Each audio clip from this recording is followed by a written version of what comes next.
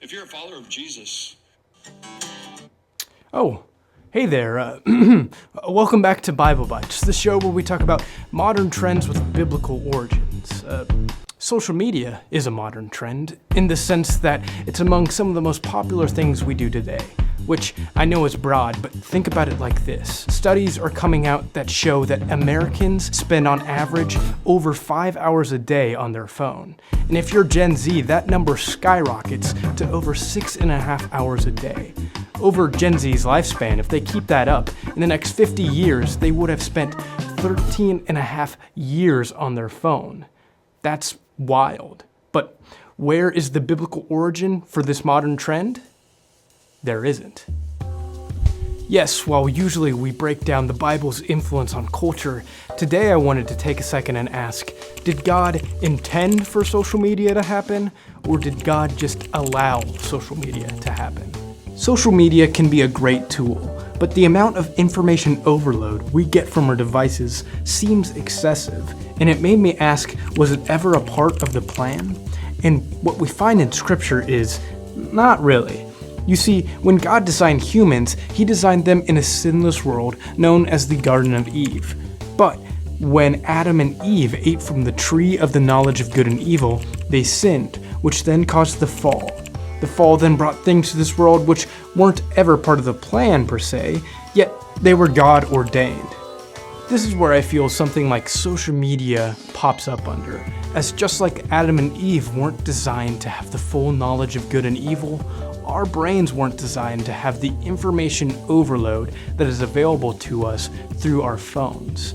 With Google and social media, we can learn about anything and everything in an instant.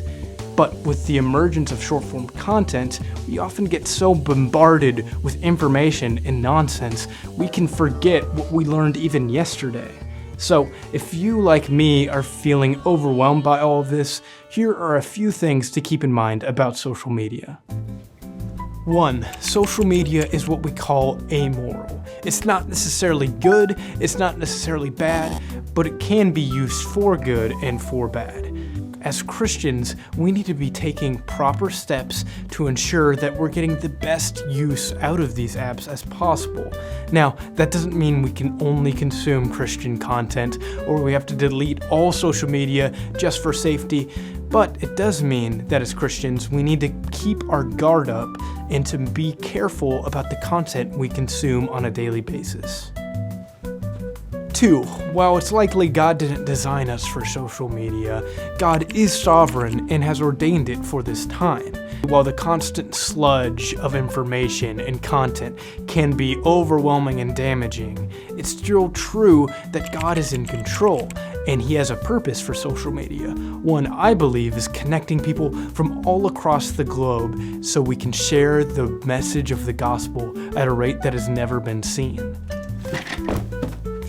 3. If you do feel like you're spending too much time on social media, this video isn't here to guilt you.